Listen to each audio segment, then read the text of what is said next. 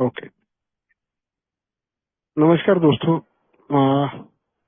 मराठी चल सकता है या हिंदी में बात करो? हिंदी हिंदी। हिंदी, ओके। थोड़ा मेरा हिंदी है ना, उतना मैं कंफर्टेबल नहीं हूँ। बट एनीवे मैं कोशिश करता हूँ। मेरा नाम ज्ञानेश है और मैं नवजीवन ग्रुप का मेंबर हूँ। और मैं हाँ मैं नवजीवन ग्रुप का मेंबर हूँ। और पिछले 15 साल से मैं एक स्वतंत्र आयुष्य जीने की कोशिश कर रहा हूँ। दोस्तों, सबका जो अल्कोहलिज्म स्टार्ट होता है वैसा ही मेरा हुआ, कोई नई बात नहीं थी। सिर्फ एक चीज थी कि मेरे फादर थे, वो अल्कोहलिक थे। और बचपन से मैंने वो घर का माहौल देखा था अल्कोहलिक के। तो मन में एक पक्का बचपन से मेरा विचार था कि सब कुछ करूंगा लेकिन शराब से दूर रहूंगा। लेकिन पीयर प्रेशर बोलो या मेरा स्वभाव में जो मेरी पर्सनैलिटी गले बले में किसी को ना बोलने को मेरे को तकलीफ होता है, या मैं ना नहीं बोल सकता हूँ। आज भी वही वो प्रॉब्लम वैसा ही है, शायद थोड़ा कम हो गया होगा। लेकिन मैं वो पीयर प्रेशर में जल्दी आ जाता हूँ। और वैसा ही हुआ एक कॉलेज में दोस्तों के प्रेशर में आके मैंने थोड़ी सी बियर पी ली। लेकिन उस टाइम में एक ऐसा परिवर्तन हुआ है। मैं तो एक मतलब छोटे से गांव को बिलोंग करता था। इंग्लिश बोलना दिक्कत होती थी, डर लगता था, कपड़ों का सेंस नहीं था। और इंजीनियरिंग को मेरे को अच्छे मार्क्स थे तो एडमिशन भी मिल गया था गवर्नमेंट कॉलेज को। लेकिन मैं उधर और मैन में आउट ऐसा मेरा बिहेवियर था कि ये लोगों में से मैं नहीं हूँ। ये लोग लड़के लड़की एक दूसरे से बात करते हैं, इनके कपड़े अच्छे हैं मेरे से, मेरे को कपड़े का सेंस नहीं है। या मैं जो कपड़े पहनता हूँ इनके कपड़े और मेरे कपड़े में फर्क है। हालांकि मेरा बचपन से मैं जब फोर्थ स्टेप लिया, इन्वेंट्री लिया, तो पिताजी के प्रेशर में मैंने पूरा बचपन निकाला था। घर का ऐसा माहौल था कि पिताजी जब खुश रहते थे तो जो चाहिए वो ला के देते थे, नहीं तो फिर मार पड़ती थी। और प्रेशर यही था कि अच्छे मार्क्स लाओ। मेरे को याद है 8th स्टैंडर्ड में मेरे 95 96 कुछ परसेंटेज मिला था और मैं खुशी खुशी घर पे आया था और क्लास में फर्स्ट था। तब भी मैंने मेरे फादर की मार खाई थी। मैंने ये बोला था उनको, मैं फर्स्ट है, क्लास में फर्स्ट है, डिवीजन में फर्स्ट है। तो मार इसलिए खाई थी कि 100 में से 100 क्यों नहीं मिले। तो इस तरह से मेरा बचपन जो गया था वो प्रेशर में। और शायद वो उसकी वजह से, वो डर की वजह से, जब तक मैं घर पे था तब तक मैं इस शराब की तरफ नहीं ये हुआ। जैसे कॉलेज में गया वो फ्रीडम मिला और वो शराब चालू हो गई। जब वो 2 घूंट पिए तो मालूम पड़ा कि शराब खराब चीज नहीं है। मेरे पिताजी को पीने को नहीं आता है, वो बहुत ज्यादा पी लेते हैं। और अभी मैंने जो पी उसमें से मेरे ऑब्वियसली पर्सनैलिटी में बदल आ गया था। मैं बात करने लगा था, जोक सुनाया था दोस्तों को। और वो पर्सनैलिटी में जो चेंज हुआ था वो मेरे इमेजिन में मेरा जो इमेज था मैं कैसा होना चाहिए उसको कुछ हद तक मैच कर रहा था। कि मैं डैशिंग होना चाहिए, मैं लड़कियों से बात करना चाहिए, इंग्लिश में बात करना चाहिए। तो जैसे जैसे प्रोग्रेस होते गया, 2 4 6 महीने के बाद कभी कभी शराब होती थी। उसमें आगे ये हुआ कि 31 दिसंबर था और मैंने ओल्ड मंक था वो, और मैंने कच्ची पीती थी। तो मेरी इमेज ऐसी बन गई कि ये बहुत अट्टल है, ये बहुत खतरनाक ड्रिंकर है।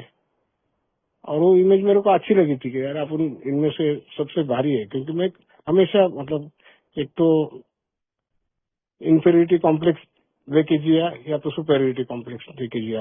मैं नॉर्मल मेरा जिंदगी कभी गया ही नहीं, मतलब मैं हैंडल ही नहीं कर पाया।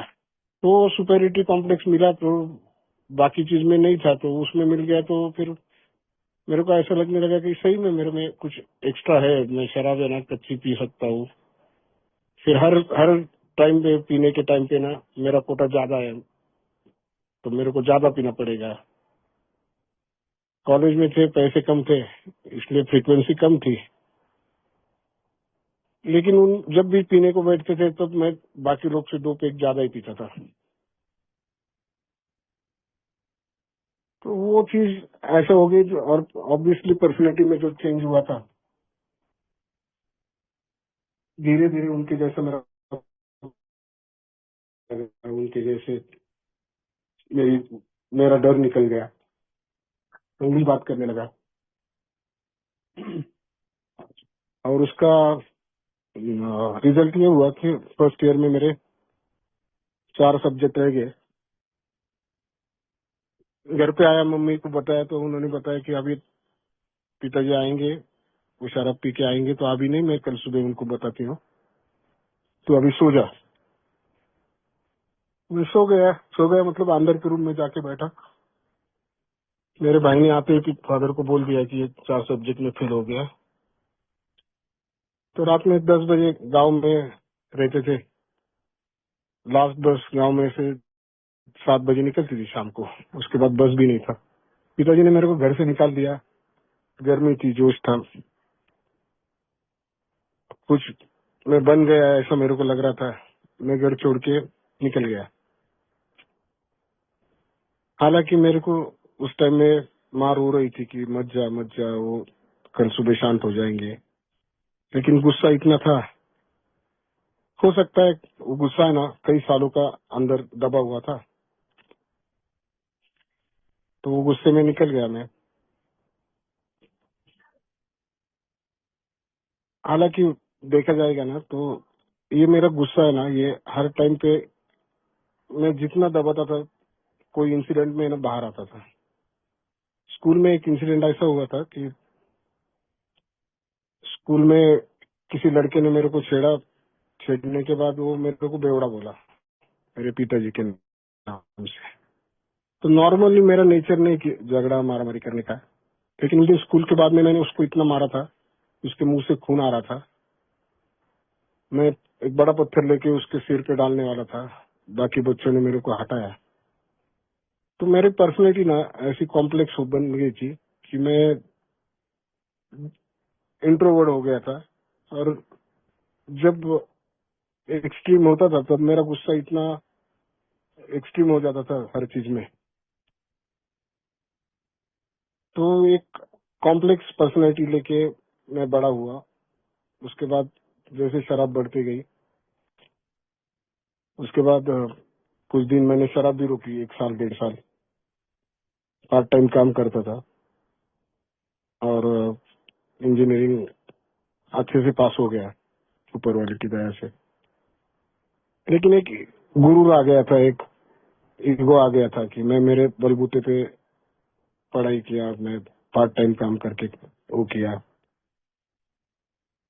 और वो जब तक ये में मैं आया आया था तब तक मेरे फादर को ब्लेम करता था हर टाइम में, तुमने मेरे लिए क्या किया है। तो आखिर आखिर में वो भी निराटिक हो गए थे, वो सबको बोलते थे इसके लिए मैंने कुछ नहीं किया। हालांकि ऐसी कोई बात नहीं थी, उन्होंने उनका जो काम करने का था वो किया था।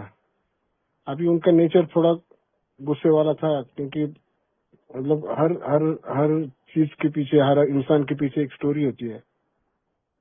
ए में आया तब मेरे स्पॉन्सर के साथ बैठा था, तो फादर का जो मेरा बर्निंग इशू था उस टाइम में शुरू शुरू में, तो जब उनसे शेयर किया मैंने, तो उन्होंने मेरे फादर का अपब्रिंगिंग पूछा। फादर का ऐसा था कि वो सबसे बड़े थे, पीछे 4 बहन 5 भाई। उनको इंजीनियरिंग को एडमिशन मिला था और उनके फादर गुजर गए तो वो छोड़ के उन्होंने जॉब पकड़ लिया, फिर भाइयों का एजुकेशन किया, सिस्टर का शादी सब किया। तो उनका वो नेचर बन गया था, उन्होंने जो सैक्रिफाइस किया था उसकी वजह से।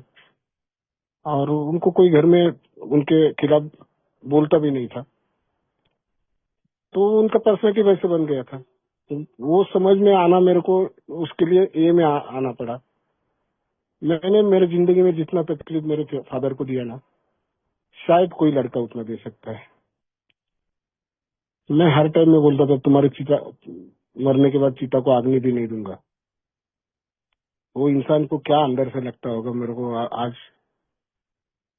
और ग्रेस ऑफ गॉड, उनका मेरा सोबराइटी उन्होंने 4 साल देखा, 4 साल उनका सेवा का मेरे को मौका मिला, इसलिए वो जो सिर पे था वो शायद कंधे पे आ गया है। लेकिन अगर ये नहीं मिलता मेरे को तो शायद जिंदगी भर में वो रिग्रेट लेके, या शायद मेरा शराब भी नहीं छूटता था, क्योंकि मेरे लिए मेरे फादर के बारे में मेरे को बहुत रिस्पेक्ट था उनके ऊपर। मैं आज भी मैं पूछूं कि सबसे ज्यादा मैं दुनिया में किससे प्यार करता हूँ, तो मैं फादर का ही मेरा चेहरे सामने आ जाता है। सो एक एक दिमाग में एक बाजू में गुस्सा और एक बाजू में एक्सट्रीम प्यार। ऐसा इंसान के साथ मेरा बिहेवियर शराब के साथ जो होना था वही हो रहा था। इंजीनियरिंग के बाद अच्छा एमएनसी में जॉब मिला। उस टाइम तक फादर को ध्यान में आया था कि ये शराब पीना चालू किया है, ज्यादा शराब पी रहा है। तो उन्होंने जल्दी जल्दी में, मैं फाइनल ईयर में था, तो मामा की लड़की से शादी करा दी। वो भी उस टाइम में मैं तैयार नहीं था, लेकिन उनका प्रेशर में मैंने कुछ बोल नहीं पाया। और वो बेचारी लड़की जो भोली भाली थी, उसको ब्लेम करना चालू कर दिया कि तू मेरे को पसंद ही नहीं थी, मेरे को जबरदस्ती तेरे से शादी करा दी। ऐसा नहीं कि उसके साथ मेरा 10 साल का मैरिज लाइफ रहा, उसके बाद डिवोर्स हो गया। तो 10 साल में मैं हमेशा झगड़ा किया या उसको ब्लेम किया। अच्छे अच्छे कुछ मेमोरीज भी थी, लेकिन जब लास्ट में आखिरी 2 साल में मेरा शराब भी बढ़ गया था और मेरा बिहेवियर में भी जो शराब के बाद डिसऑर्डर, डिस्ट्रेस, जो भी कहो, वो आने के बाद जो पर्सनालिटी बनता है एक शराबी का, वैसा ही हो गया था। और उसके साथ साथ दोस्तों, मैं एक बात बिल्कुल आपसे शेयर करने को मेरे को आ, अच्छा लगेगा कि मैं लास्ट के जब ए में आया उसके पहले के 2 साल रास्ते पे रहा, भीख मांग के खाया। 2 साल में कहाँ रहा मेरे को ठीक से अभी याद भी नहीं है, लेकिन मेरा सबसे वर्स्ट पीरियड होगा ना तो वो शुरू के 10-12 साल, क्योंकि उस टाइम में मेरा शराब काफी हद तक कंट्रोल में था। मेरे को जम रहा था कि वो तार के ऊपर जो कसरत होता है ना, कि काम करना, फैमिली लाइफ वो करना, और साथ साथ में जो सक्सेस मिल रहा था ना, उसमें एक जबरदस्त ईगो आया था। और फॉर्चुनेटली अनफॉर्चुनेटली इधर इंडिया में 2 साल काम, 3 साल काम करने के बाद अब्रॉड जाने का चांस मिला। तब तो मेरे को लगा मेरे जैसा कोई नहीं है। और वो ईगो और वो पैसा, मेरे को लगता है वो 2 साल लास्ट के जो निकाले रास्ते पे, उससे बेकार वो था। मैं इंसान कहने के लायक ही नहीं था। बीवी को पैर की जूती, फादर को उनके बारे में हमेशा रिजाइनमेंट। तब तक फादर थोड़े बुढ़ापे की तरफ आए थे, तो उनको ह्यूमिलेट करना, ऐसा सब चालू था। और जब मैं इंडिया आया, हालांकि वो भी मेरा बहुत बड़ा गलत डिसीजन था। मैं इम्पल्सिव हूँ, मैं कोई भी डिसीजन है ना, लेने के लिए थॉट प्रोसेस होता है। मेरे में वो थॉट प्रोसेस पता नहीं क्यों नहीं है। मैं इंस्टेंट कुछ डिसीजन ले लेता हूँ। अब्रॉड था, 6 साल अच्छे निकाले वहां पर, वाइफ भी वहां पर थी,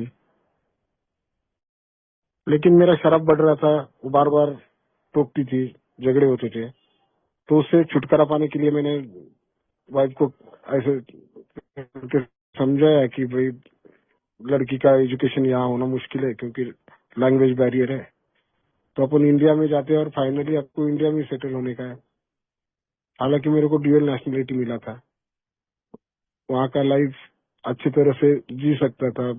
ऐसा भी नहीं था कि इंग्लिश मीडियम स्कूल नहीं थे, लेकिन मेरे शराब और मेरे में वाइफ आ रही थी बार बार। तो लास्ट का मतलब मैं आने के पहले 1 साल इसको वाइफ को इधर भेज दिया, और फिर तो राउंड द क्लॉक शराब चालू हो गई। जैसे काम से आता था, ग्लास लेके बैठने का, बोतल लेके बैठने का। सैटरडे संडे हार्डली मैं कभी होश में था। और एक दिन वाइफ का फोन आया, मैंने लड़की से बात करने को बोला, तो बच्ची छोटी थी, 5 6 7 साल की, 6 साल की। तो शायद उसके मम्मी ने बोला होगा। मैंने पूछा क्या लाऊं बेटा आपके लिए, तो बोली नहीं नहीं आप आ जाओ। और मैं उसी टाइम में डिसीजन ले लिया कि मेरे को वापस जाने का। हालांकि 5 6 महीना मेरा बॉन्ड कंप्लीट होने के बाकी थे। उसके बाद एक हैंडसम अमाउंट मिलने वाला था, लेकिन मैं उसी टाइम में छोड़ के आया, वापस गया ही नहीं। और डिजास्टर सब उसके बाद चालू हुआ। मैं ये इम्प्रेशन में था कि मैं यही गार्डन गार्डन लाइफ चलने वाला है, पैसा, जॉब, बाकी उस टाइम में कैसीनो में भी जाता था, तो वो भी आदत पड़ गई थी। इंडिया में आया, पैसा अच्छा बैंक बैलेंस था, तो मैं यहाँ शुरू में जॉब ढूंढने की कोशिश किया, लेकिन नहीं मिला, या मेरे हिसाब से नहीं वो वर्कआउट हो रहा था। तो दिमाग में आइडिया आया कि मैं खुद का इंडस्ट्री चालू करूँ। मेरी वाइफ बार बार बोल रही थी कि आप अभी मत चालू करो, शायद 10 साल के बाद हम सोच सकते हैं। तो मैंने उसका सुना नहीं। दूसरी बात, वो बोल रही थी कि बॉम्बे में मेरा फ्लैट था तो वहीं पर सेटल हो जाते हैं। वो भी बात नहीं सुनी। मैं जॉइंट फैमिली में आया और शराब चालू था। एक इंडस्ट्री डालने का कोशिश किया जिसमें मेरे को एब्सोल्युटली कुछ भी नॉलेज नहीं था। सिर्फ किसी ने मेरे को बताया था, किसी ने बोला था कि इसमें बहुत पैसा है, ये है वो है, और मैंने मेरे पास का पूरा पैसा उसमें लगा दिया, साथ में कर्जा लिया। शराब चालू थी, साथ में काम भी चालू था, और ये कॉम्बिनेशन बहुत साल तक चलता नहीं, बहुत दिन तक चलता नहीं। तो ऐसे होने लगा था। मैं फैक्ट्री में 8 11 बजे 12 बजे जाना चालू किया। कंट्रोल धीरे धीरे मेरे निकल रहे थे।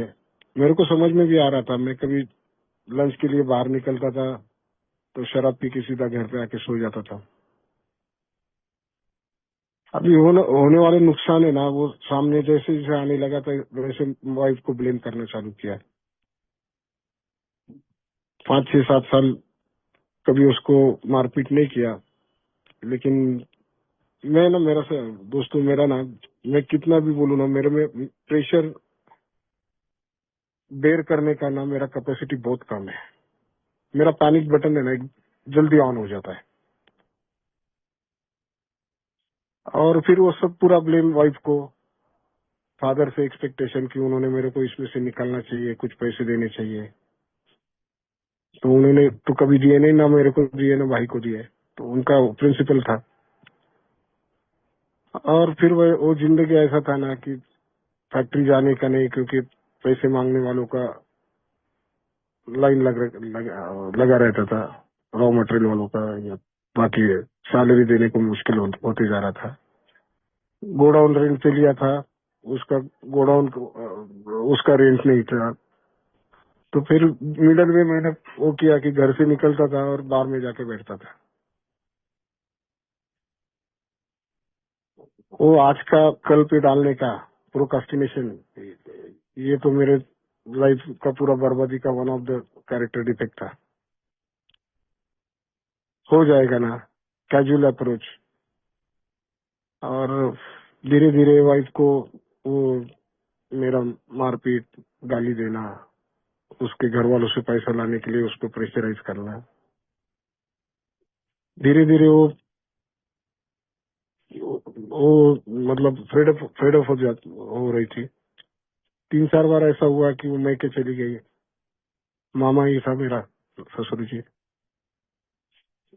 तो समा वो इमोशनली ब्लैकमेल करके उसको हर टाइम में लेके आए।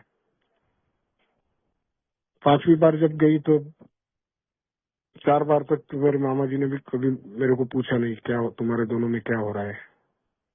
5वीं बार जब उसने शायद सब बताया होगा कि क्या चल रहा है, तो उन्होंने डिसीजन ले लिया कि थोड़ा वेट एंड वॉच करते हैं, अगर ये सुधरता है तो फिर भेजेंगे। लेकिन पेशेंस का अभाव, हमेशा की तरह गया मैं, उससे बात किया तो उसने बताया कि ऐसा है कि सब लोग अभी अगेंस्ट है, क्योंकि 4 बार हो गया है, अभी तुम प्रूव करो। तो उतना भी पेशेंस नहीं था मेरे में। फिर जाके शराब पी के मैंने, फोन कॉल से मेरे बहुत डैमेज हुए दोस्तों। मेरे इंटेंशन कभी वो नहीं थे जो मैं फोन पे बोलता था। उस दिन मेरे को आज तक याद नहीं कि मैंने वो फोन पे क्या बोला, लेकिन उनका जो वेट एंड वॉच का वो था, वो डिवोर्स लेने में कंफर्म हो गया डिसीजन, और मैं हेल्पलेस था। बाकी फैमिली से भी प्रेशर आ गया। मेरे फादर ने तो गिव अप कर दिया था, मेरे मामा को हाथ जोड़ के बोला कि तुमको जो करना है करो, वो लड़का आउट ऑफ कंट्रोल है और मैं भी हेल्पलेस हूँ, मेरे को माफ कर देना। अब 10 साल का शादी के बाद डिवोर्स बहुत बहुत पेनफुल होता है दोस्तों। लेकिन मैं ये मानने को तैयार नहीं था कि ये सब हुआ है, ये इसके पीछे मेरा स्वभाव और साथ में जो शराब की वजह से मेरे बर्ताव में जो एक्सट्रीम चेंज आते थे वो है। मेरे को ये लगने लगा था कि मेरे पास अभी पैसा कम हो गया है, या पैसा मेरा धंधे में डूब डूब गया है, तो सब लोग बदल गए। जब तक मेरे पैसा था तब तक सब लोग मेरे से अच्छा बर्ताव करते थे। ये वाइफ भी 10 साल जाने के लिए तो फिर 10 साल क्यों रुकी। शराब तो मैं पहले दिन से पी रहा था। लेकिन ये मैं भूल गया था कि वो रात में सोने के टाइम में घर में जो स्पून काटा होता है ना, फॉर्क फॉर्क, वो भी छुपा के सोती थी। छुरी वगैरह तो अलग बात है, क्योंकि मेरा गुस्सा इतना एक्सट्रीम होता था, मैं उस गुस्से में कुछ भी कर सकता था। मैं आज भगवान को सच्ची में मतलब ग्रेटिट्यूड मेरा है उसके बारे में कि शायद वो वहां रहती थी, छोड़ के नहीं जाती थी, तो मेरे हाथ से कुछ उल्टा सीधा हो जाता था। जो होता है ना वो अच्छे के लिए होता है। उस टाइम में तो मेरे को लग रहा था ये द एंड है, डेड एंड, ये मेरे जिंदगी का एंड है। जब डिवोर्स हुआ मैंने सुसाइड का एक अटेम्प्ट भी किया। लेकिन आज मेरे को ऐसा लगता है कि जो हुआ अच्छा हुआ। शायद उसकी जान जाती थी या मैं और कुछ करके बैठता था। डिवोर्स होने के बाद फिर तो मेरे जैसा दुखी कोई आदमी नहीं था। घर छोड़ दिया, अकेले रहने लगा, दिन भर शराब। और मेरी लड़की का फोन आया, तब 8-9 साल की थी। तो मैं गया और उसको स्कूल इसके लिए ये अंडरस्टैंडिंग में लेके आया कि ये साल का स्कूल पूरा करेंगे, फिर अगले साल उसको भेज दूंगा। और उसी दिवस का फाइनल वो था वर्डिक्ट। तो बच्ची ने उधर वो काउंसिलर के सामने बोला मेरे को पापा के साथ रहने का। तो मेरे को आज तक ऐसा लग रहा था, बीच मतलब 2 साल पहले तक, कि लड़की ने मेरी वजह से माँ को छोड़ा। हालांकि वैसा नहीं था। जब बच्ची से अभी तो अलग माहौल की बातचीत होती है, अल्कोहल की मतलब अल्कोहलिज्म के पीरियड की। तो लड़की ने मेरे को बोला मैं तुम्हारे लिए आई पापा। मेरे को दादी थी, दादा थे, मेरे भाई की दो लड़कियां थी, उनको छोड़ना नहीं था, इसके लिए मैं इधर आई थी। तो दोस्तों उसको लेके आया, फादर से वही झगड़ा रोज का, मेरा डिवोर्स के लिए उनको ब्लेम करने का, मम्मी को ब्लेम करने का, भाई को ब्लेम करने का। रिलेशन एकदम स्पॉइल हो गए थे। बच्ची को लेके मैं अलग रहने लगा। अब भी आता हूँ बोल के, मैं कई बार ऐसा हुआ है कि 8 बजे निकल गया, ये सोच के कि 9 बजे तक पी के घर पे आ जाऊंगा। कभी रात में 11 बजे, 12 बजे, 2-2 बजे तक मैं पीते बैठता था। 2 बजे आने के बाद वो 9, 7, 10 साल की बच्ची को इतना समझता था कि इसको खाना खिलाए तो शराब का असर कम होता है। वो खाना लेके आती थी, मैं उसको भी हाथ फेंक देता था। बेचारी सहमी हुई घर में रहती थी।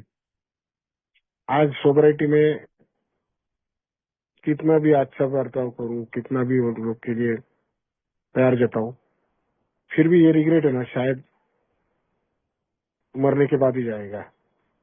यहाँ पर बोलते हैं हमारा जो ब्लैक पास्ट है वो हमारे लिए एसिड बन जाता है। पता नहीं कब बनेगा, लेकिन एटलीस्ट लड़की के बारे में वो रिग्रेट अभी है। दोस्तों वैसा जीवन चल रहा था। मेरे सिस्टर ने आके थोड़ा सा फादर को वो किया कि समझाया कि अभी मेरे को भी घर पे लेके गई। वही फैमिली मेलोड्रामा हुआ। पिताजी ने बोला मैं तेरे को माफ कर देता हूँ, तू सिर्फ शराब नहीं पीने का, तू कुछ मत कर, काम धंधा मत कर, पैसा मत कमा, तेरे लड़की का एजुकेशन कर दूंगा। और मैं भी अंदर से टूट गया था। शराब छोड़ना तो मेरे को भी था। तो भाई डॉक्टर है मेरा, उसने डिटॉक्स किया, 8 दिन अस्पताल में रखा। विड्रॉल्स काफी थे, निकल गए। और मैं कोशिश करने लगा कि अभी शराब से दूर रहूं। मुश्किल से 10-15 दिन हुए थे। और शेव करके मैंने वो रेजर बेसिन के ऊपर रखा। उधर से फादर आए, बोले गाली दिया मेरे को, करने को नहीं हो चाहिए, घर में बैठा रहता है। और गुस्सा फिर एक्सट्रीम हो गया। मैं बोला अभी 10-15 दिन ये आदमी ने मेरे को बोला था कि तू जिंदगी भर शराब मत पी, मैं तेरे को वो करूंगा, और 15 दिन में ये ऐसी लैंग्वेज। वही गुस्सा हैंडल नहीं करने को आना, ये मेरा हमेशा का प्रॉब्लम था। जाके शराब पी के आया। उसके बाद जो लाइफ चल रहा था, मैं नशे में होता था तो गाली देता था फादर को। नशे में नहीं रहता था, उन्होंने कुछ बोला तो मैं पीने को जाता था। समझो उस टाइम में फादर ने कोशिश करके दूसरा मेरा मैरिज के लिए वो कोशिश किया, और सेकेंड मैरिज हो गया। फिर उस टाइम में फैमिली मीटिंग हुआ कि इसके आगे शराब नहीं पीऊंगा, मेरे से लिखवा के लिया। अंदर से मैं जल रहा था, लेकिन एक बाजू में वो भी मन में था कि अभी लाइफ फिर सेटल करूंगा, ये बच्ची को माँ चाहिए। और सेकेंड मैरिज हो गया। मेरे वाइफ का भी सेकेंड मैरिज था। उसका 1 साल का, मतलब मेरा जो बच्चा है उस टाइम में 1 साल का था। तो स्क्वायर फैमिली बन गया। मेरे पहले शादी की लड़की, उसके पहले शादी का लड़का। सब लोग बोलते थे अभी कितना अच्छा फैमिली बन गया, अभी तो अच्छे से रहे। मुश्किल से 1.5 साल में ठीक ठाक रहा। ठीक ठाक के बाद पीना तो चालू था, लेकिन वही वो तार वाली स्टोरी है। वो तार पे चलना जब तक जमता है शराबी को, तब तक डैमेजेस कम होते हैं, लेकिन वो गिरना तो है उसके ऊपर। 1.5 साल के बाद फिर सुबह का शराब चालू हो गया। और फिर वही था कि फादर ने घर से निकलने के लिए बोला, क्योंकि भाई का फैमिली, वो लोग अच्छे से सब उनके बच्चे को लिए डिवोशन अच्छा था उनमें, और मेरा सब अलग वो हो गया था। तो वो फर्क, तो वो भी मैं भी निकल गया बाहर। फिर ये सेकंड वाइफ को तकलीफ देना चालू किया, तेरी वजह से मेरे माँ बाप टूट गए, मेरे से छूट गए, तू ही कल्प्रिट है। फिर बेचारी, उसने मान लिया था कि अभी ये शराबी के साथ जिंदगी जीने का है, और कोशिश कर रही थी। मेरा इनकम भी कोई फिक्स नहीं था, और जो मिलता था उसमें से बहुत सारा पैसा शराब में जाता था। शी इज वाइट लेडी, वो उन्होंने डिसीजन लिया कि जॉब करेंगी। जॉब करके घर का सारा खर्चा उठाने लगी, जो रूटीन खर्चा है, बच्चों का स्कूल, अच्छे से परवरिश करने को कोशिश कर रही थी। और मेरा नेचर तो वैसे बन गया था कि कभी खुश रहूंगा, पैसा आया तो रात में 9 बजे घर पे आया तो चलो अभी फिल्म देखने चलते हैं, डिनर पे चलते हैं। वाइफ बोलती थी अरे अभी बच्चों का मंडे से, अगले मंडे से एग्जाम है उनको, तो अगले मंडे से है ना, चलो। जबरदस्ती उनको इच्छा के विरुद्ध लेके जाने का, डिनर के लिए कहीं बिठाने का, अपन गायब हो जाने का। वैसे ही एक एक अनुभव बताता हूँ मैं दोस्तों। रात में 11 बजे के शो को मैं लेके गया, उनको बिठाया और वहां से मैं शराब पीने को गया। पता नहीं क्यों मैं 3:30 बजे आया सुबह, मतलब तब तक वो बेचारे थिएटर के बाहर, मल्टीप्लेक्स के बाहर, वाइफ, लड़की और लड़का खड़े थे, डरे हुए थे। और क्योंकि उसका पर्स और घर का चाबी गाड़ी में था, तो उसने एक सिर्फ बात बोला, रही है कोई तरीका है क्या, छोटे बच्चों को लेके मैं रात में 3 बजे, 3:30 बजे यहाँ पर खड़ी हूँ। तो रास्ते में मैंने उसको पीटना चालू किया। सुबह वो भी उतना मार खाने के बाद सुबह उन लड़के को लेकर निकल गई।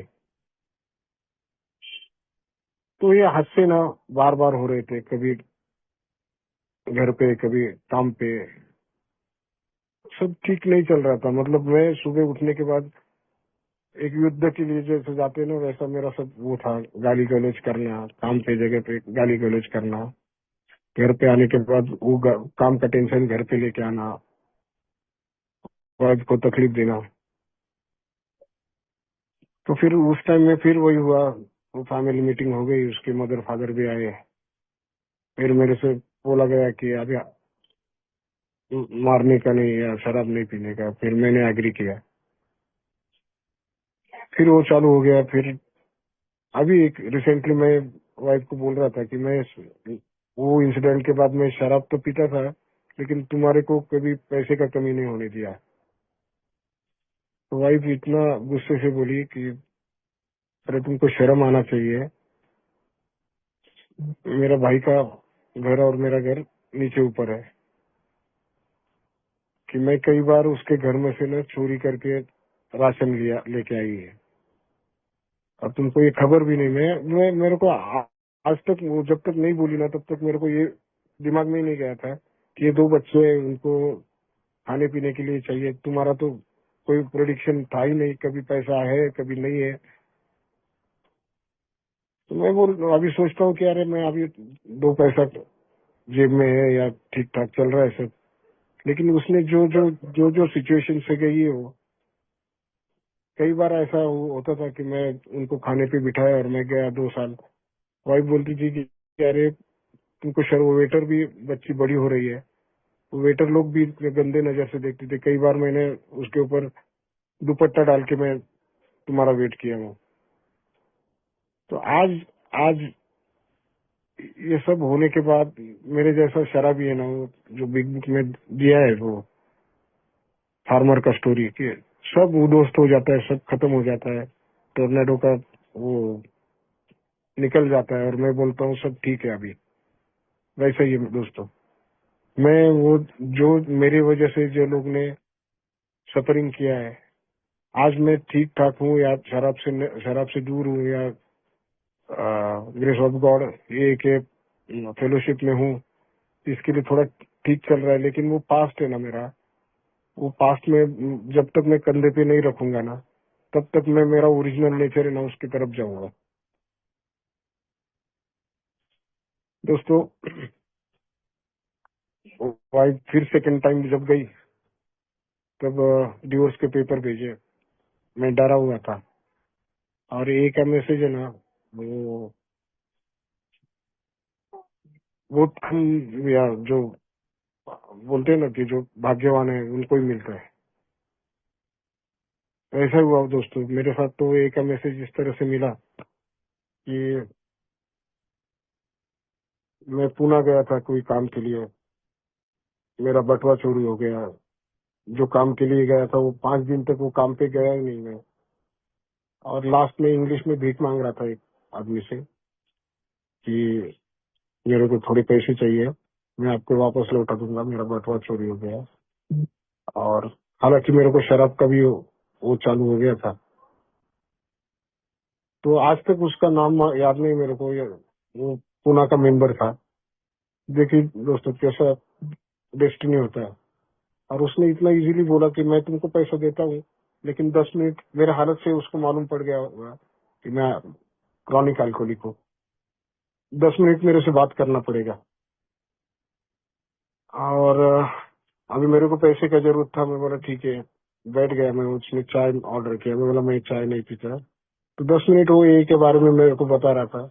मेरे दिमाग में तो कुछ जा नहीं रहा था, लेकिन मेरे को पैसे का 10 मिनट के बाद मेरे को पैसा मिलने वाला था।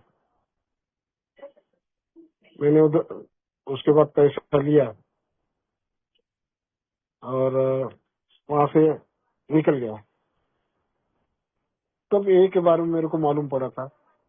फिर दूसरा ट्रिप में मैंने वो न्यूज़पेपर में वो ए के बारे में लिखा हुआ था। हालांकि शराब आपकी समस्या है क्या, ऐसा टाइटल था। तो उस टाइम में भी मेरे को नहीं लग रहा था शराब मेरी समस्या है। उतना छोड़ के मैंने सब पढ़ लिया था। लास्ट में कुछ नहीं था, इसके लिए मैंने वो पढ़ना चालू किया। पहला पैराग्राफ होते होते मैं रोना चालू किया था। वो पुणे के कोई भाई का शेयरिंग था। और काफी इंसिडेंट मेरे से कोरिलेट हो रहे थे। मैंने रात में 11 बजे वो बंदे को फोन किया और उसने इतना अच्छे टोन में मेरे को पूछा तुमको लगता है क्या। फर्स्ट टाइम मैंने दोस्तों उस टाइम में एग्री किया था कि शराब मेरे लिए समस्या बन गई। हालांकि मैं उससे मिला नहीं कि मेरे को लग रहा था कोई स्कीम होगा, कोई पैसे का लेन देन होगा। तो मैं नासिक आया, उसने मेरा नंबर यहाँ के मेंबर को दिया, ये लोग ने मेरे को फॉलो अप किया। एक्सीडेंटली मैं एक दिन मीटिंग गया तो जो मेरा वेलकम किया गया, हमारा नितिन ने मेरे कंधे पे हाथ रखा ना, वो आज भी मेरे को फील होता है। उस मीटिंग के बाद क्या चल रहा था मेरे को समझ में नहीं आ रहा, लेकिन मीटिंग के बाद विजू भाई ने जब मेरे को ऐसे पूछा, क्योंकि वाइफ छोड़ के गई थी, डिवोर्स के पेपर आ गए थे, ये खाना खाया क्या। अभी एक नॉर्मल बात होती खाना खाया क्या, कैजुअली उन्होंने पूछा तो मेरे आंख में पानी आ गया था दोस्त। क्योंकि बहुत बहुत महीने हो गए थे, कोई ने किसी ने मेरे को पूछा नहीं था खाना खाया तो। और मैं ये के साथ जो अटैच हुआ ना, वो उसके लिए हुआ ना। मेरे को शराब छोड़नी थी या मेरी शराब छूटेगी ऐसा मेरे को लग रहा था, क्योंकि काफी मेरे साथ शराब छोड़ने के लिए उपाय किए गए थे। मेरे भाई ने लीलावती के साइकेट्रिस्ट के साथ कई सीटिंग करवाई थी। नासिक के सभी साइकेट्रिस्ट हुए थे। मामा जी ने वो शेषराव महाराज, हमारे यहाँ फर्शी वाले बाबा है, वो सबका हुआ था। मेरे खुद के बहुत सारे एफर्ट हो गए थे। और लास्ट में मैं लो सेल्फ स्टीम पे था कि इस जिंदगी में मेरी शराब छूटेगी नहीं। पेट में पानी भरना चालू हुआ था। 1.5-2 साल में कैसे निकाला मालूम नहीं दोस्तों। और उस दिन पहली बार जब मीटिंग में आया तो मेरी शराब छूटेगी ऐसा नहीं लग रहा था, लेकिन वो अच्छा लगा था। जो भी वहां पर चल रहा था, वो जो लोग थे, वो उनका जो मेरे साथ हैंड होल्डिंग था। हालांकि मैं उस टाइम में 5-6 दिन 8 दिन हो गया होगा, नहाया नहीं था, मुंह से देसी का बास आ रहा था। लेकिन किसी ने वो मेरे को वो होने नहीं दिया। उसके बाद किसी मेंबर ने मेरे को बोला तू रियाब में क्यों नहीं जाता, क्योंकि तेरा पीना ऐसा है कि तू लोनर है। तो उसका मैंने जिंदगी भर किसी का सुना नहीं, लेकिन पता नहीं क्यों उसका बात सुना, मैं खुद होके रियाद गया। तो जो गया, मतलब उस टाइम में भी मेरे को ना वो डिवोर्स के पेपर से छुटकारा पाने का था, और ऐसी जगह पे रहने का था कि जहाँ मेरे को कोई कांटेक्ट नहीं कर सके। वो भी वन ऑफ द रीजन था। और रियाद में मैं 4 महीने, 4 साढ़े 4 महीने रहा। वहां से छोड़ते टाइम मेरे को पूछा गया कि यहाँ से बाहर जाके क्या करोगे। तो मेरे साथ और भी डिस्चार्ज थे, तो सभी बताया अपना कुछ प्लानिंग सब। मेरे पास कुछ था ही नहीं, क्योंकि तब तक कर्जे इतने हो गए थे, सेल टैक्स के केस मेरे पीछे लग गए थे, और इतना बड़ा अमाउंट था वो कि मैं कभी वो उसको वो रीपे करने के कंडीशन में पूरा प्रॉपर्टी भी बेच दिया तो उसमें से 10% भी नहीं जाएगा, इतना बड़ा अमाउंट था। तो मैंने इतना ही बोला कि मैं यहाँ से निकलने के बाद एक मीटिंग करूंगा। और सच्ची में दोस्तों, शुरू के 6 महीने रास्ते से जाने को डर लगता था कि कोई आके मेरे को पकड़ लेगा पैसे के लिए। जेब में पैसे नहीं थे, पैसा मांगने को शर्म आ रही थी। पीने के टाइम में तो किसी को भी मांग लेता था। कुछ भी नहीं बचे थे कि अभी सेकंड मैरिज भी कोलैप्स हो गया है। एक दिन मेरा भाई ने घर पे आके मेरी लड़की को लेके गया, बोला 2 औरतों का नुकसान कर दिया है तूने, बर्बाद कर दिया उनको, इसका भी बर्बादी कर देगा। तो लड़की को भी भाई लेके गया था। और ऐसे में ए में आके वो रियाद के बाद तो शराब रुक गई, लेकिन होप्स कुछ नहीं थे। पहला दिवाली में बताता हूँ दोस्तों, लक्ष्मी पूजन था, और सुबह मेरे घर का लाइट काट के गए थे क्योंकि लाइट बिल भरा नहीं था। सब लोग दिवाली मना रहे थे, और मैं अकेला घर में बैठ के रो रहा था, क्योंकि दिन तो पास होता था ये मेंबर के साथ। रात में क्या करने का मेरे लिए सबसे बड़ी समस्या थी। लेकिन ये ने मेरे को जो दिया ना, वो जो ताकत दिया, जो पेशेंस दिया। उस रात में मैंने शेखर को फोन किया था, रात भर मेरे पास आके बैठा था उसके घर में। दिवाली उसके घर में भी थी, 12 बजे से 4 बजे तक वो मेरे साथ में था। नहीं तो उस रात में मैं कायदे से पीने को ले जाना चाहिए था, क्योंकि सब मेरे नीचे के फ्लोर पे भाई का फैमिली अच्छे से दिवाली मना रहा था। वाइफ मेरी दोस्तों 13 महीने के बाद आई, शराब रुकने के बाद। 13 महीना निकलना कितना मुश्किल हो गया होगा, आप समझ सकते हो। शायद 7-8 महीने के बाद आती भी थी वो, लेकिन मेरे ओल्ड टाइमर तब तो स्पॉन्सर नहीं लिया था मैंने। मेरे को हमेशा बोलते थे कि तेरी शराब रुकी है ना तो अपने आप समझेगा, जैसे तू पीता है वो अपने आप समझता था। मेरे मन में ये आता था, ऐसा लग ये किसी के साथ इसका टाका ना भिड़ जाए। अब बहुत सारे ऐसे थॉट आते थे, क्योंकि मैं वैसा था, मेरे जेब में पैसा आया तो बॉम्बे निकल जाओ। 13 महीने के बाद आई, 7-8 महीने के बाद उसने बोलना चालू किया था, क्योंकि उसने उसके ध्यान में आया था। मैं जानबूझ के एक बार उसके कुछ लेटर थे उसके ऑफिस में देने के लिए गया था। तो जो बॉडी में परिवर्तन होता है शराब रुकने के बाद, और फॉर्चुनेटली उस टाइम में मैं वो पंढरपुर के वारी को भी जाके आया था 2 बार। तो डिटॉक्स तो अच्छी तरह से हुआ था। जो पेट बाहर आया था वो काफी अंदर गया था। काम नहीं था, मीटिंग मेरे घर से 7-8 किलोमीटर था, तो पैदल जाता था, तो उसके वजह से बॉडी में भी वो चेंज आया था। तो शायद वो उसको अपील किया होगा, बातचीत करना चालू किए, लेकिन उसके हाथ में भी डिसीजन नहीं था। वो बोल रही थी कि घर वाले जब तक नहीं वो करेंगे मैं बोल नहीं सकती। 13 महीने के बाद आई, कोई कंडीशन लेके नहीं आई। अगर उस टाइम में मैं घाई करता था तो मेरे से लिखवा के लेते थे कि शराब नहीं पीऊंगा, वो नहीं करूंगा, और भेजते भी थे शायद। लेकिन मेरे जैसा आदमी है ना, वो जब तक वो हासिल नहीं होता ना, मैं कुछ भी कॉम्प्रोमाइज करता हूँ। और वो चीज हासिल होने के बाद फिर मेरा ओरिजिनल नेचर बाहर आता है। वो ऐसे आती थी तो मैं आने के बाद बेंचोत मेरे से लिखवा के लेते हो, सॉरी फॉर द बीच में, लेकिन मेरे से लिखवा के लेते हो, मैं भी मेरी औकात पे आता था। जो भी ऊपर वाला करता है ना अच्छे के लिए करता है।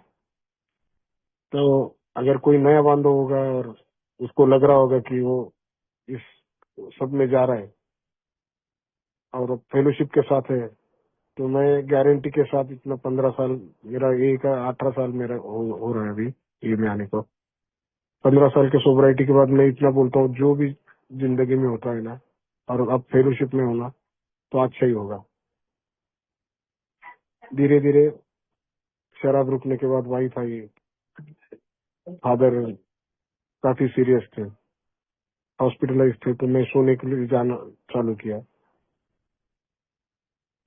लगता था मेरे को उनसे माफी मांगने का, क्योंकि एक मीटिंग के बाद एक एक इंसिडेंट ने ना मेरे मैं बोलना भूल गया। मैं नशे में एक बार फादर को मारा था। मैं पी के आ रहा था, फादर दरवाजे में खड़े थे, उन्होंने बोला दो दो शादी करा के दी, एक को भी नहीं संभाल सकता है। तो शायद मेलिगो को धक्का था, मैं आगे पीछे का देखा नहीं। जैसे मैंने आपको बोला, मेरा सबसे ज्यादा रिस्पेक्ट में मेरा फादर का करता था। मैंने उनको मारा। उस टाइम में ऐसा लगा था कि इनको तो मारना ही चाहिए था, क्योंकि इन्होंने मेरा लाइफ बर्बाद किया। इनके साथ वो भाई भी सामने होता ना, उसको भी मैं मारता था। लेकिन उसके बाद लगभग 3.5-4 साल के बाद मैं एक फेलोशिप में आया था। कोई बॉम्बे का मेंबर आके शेयरिंग कर रहा था, अपनी माँ के बारे में बता रहा था। उसने जो मम्मी के पे हाथ उठाया, धक्का दिया, तो दीवार पे से जो कीला होता है ना, मम्मी के आंख में चोट आई और एक आंख हमेशा के लिए डैमेज हुई। अभी उसका शेयरिंग सुनते सुनते मैं रोना चालू किया था। और ऐसा लग रहा था कि मैं जाके अभी उठ के जाके फादर का माफी मांगू। तो क्या ये में क्या होता है ना, कि अगर कोई पूछता है ना, तो मैं हमेशा ये बोलता हूँ कि जिस टाइम में मैंने वो चीज किया था, उनके ऊपर हाथ उठाया था, मारा था, उस टाइम में मेरी इमोशंस ये थी कि भाई भी होना चाहिए था, उसको भी मैं मारता था। और उसके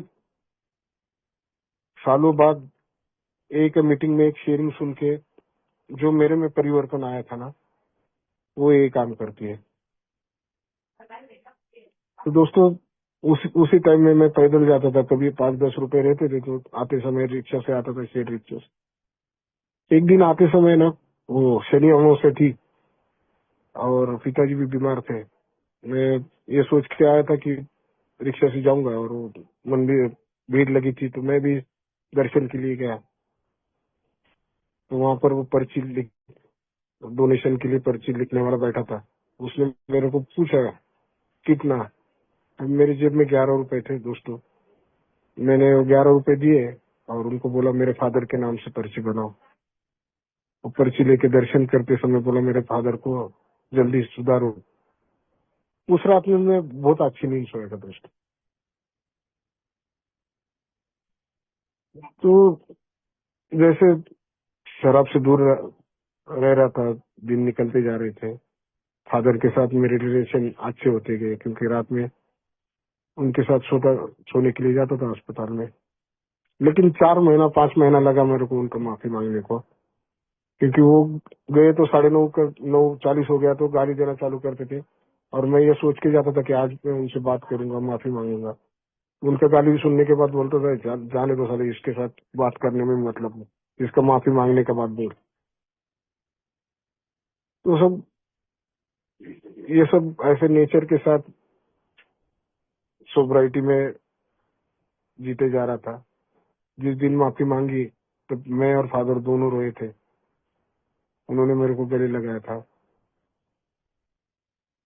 मेरे को ये बोला था कि मेरे तेरे बारे में मेरा कॉन्फिडेंस था, तू कहीं भी रहेगा तो तू अपने रास्ते निकाल लेगा। और छोटा वाला है, वो थोड़ा बोला है, तो उसकी तरफ शायद मैंने थोड़ा ज्यादा ध्यान दिया होगा। दोस्तों, उसके बाद लगभग 3.5 साल फादर थे। उनका सेवा ग्रेस ऑफ गॉड और अल्कोहलिक अनोनिमस का फेलोशिप इसकी वजह से कर पाया। मम्मी का भी सेवा कर पाया। वाइफ धीरे धीरे, वाइफ का मतलब ससुराल में भी धीरे धीरे समझने लगे कि अभी शराब नहीं पीता है, मारपीट नहीं करता है, गालियां कम दे रहा है। तो वो उसकी वजह से लेकिन ये सब होने को ना टाइम लगता है। जो मेरे को कई बार पुलिस स्टेशन में मेरे ससुराल वालों ने बिठाया था, वो बाजू में एक हवलदार सच बोल पट्टा लेके, वो पीआई के सामने मेरी वाइफ, मेरे ससुर बैठे हुए, वाइफ बोलती थी मारो ये नालायक आदमी को। वही ससुर ने मेरा पावर ऑफ पैटर्न ने मेरे नाम पे करके दिया है उनके प्रॉपर्टी का। इसमें मेरा क्रेडिट कुछ नहीं है दोस्तों। मैंने क्या किया तो इनवेरिएबली रोज मीटिंग किया। धीरे धीरे जो जो चीज समझ में आया कि मैं पैसा कमा सकता हूँ, पैसा कैसा यूटिलाइज करना मेरे को अकल नहीं है, वो चीज पे अमल चालू किया। घर के रिलेशन मेंटेन करना मेरे बस की बात नहीं है, तो किसी का सुनना, मम्मी का सुनना, वाइफ का सुनना चालू किया। बच्ची का, मेरे लड़की का शादी हो गया, वो भी अच्छी जगह पे काम करती है। लड़का लंदन में पढ़ रहा है, लड़की भी कई साल फॉरेन में थी। अभी 2 नाती हो गया है दोस्तों मेरा। तो पहला शादी जल्दी हुआ था, तो 50 की उम्र में मैंने रिटायरमेंट ले लिया है। दोनों नाती के साथ अभी स्विमिंग करके आया। मैं अभी भाई को बोला था मेरे को थोड़ा 10 मिनट लेट हो सकता है, उनको स्विमिंग सिखा रहा हूँ। एक एक उपयुक्त जीवन जीने की कोशिश कर रहा हूँ। दुनिया में जो जितना हैप्पी फैमिली है, उनमें से मैं क्लेम कर सकता हूँ, उनमें से मेरा एक फैमिली है। क्या हुआ इसमें, तो मेरा जो न्यूसेंस वैल्यू है ना, धीरे धीरे खत्म हुआ है। मेरा क्रेडिट उसमें कुछ नहीं। मेरे वजह से जो डैमेज होने का है ना, वो धीरे धीरे एक या फेलोशिप और ये जो 12 स्टेप का रिकवरी प्रोग्राम है, इसकी वजह से कम हुआ। और ग्रेस ऑफ गॉड, आज ए ने जो दिया वो वापस देने का टाइम आ गया है मेरे लाइफ में। कोशिश कर रहा हूँ मेरे मेरे से जो बन पड़ता है वो करने का। 12 स्टेपिंग को कभी मैं किसी भी हालत में रहूंगा तो फर्स्ट प्रायोरिटी देता हूँ। और किसी के बारे में मेरे कोई कंप्लेन नहीं है। आज आपने मेरी बात सुनी, टाइम हो गया है। शायद बात करते समय कुछ गलत वर्ड निकल गए, उसके लिए मैं माफी मांगता हूँ। मेरे को मतलब वोकेबिलिटी इतना अच्छा नहीं है मेरा, लेकिन आपने सबने सुना, उसके लिए thank you very much. Over to chairman, thank you very much.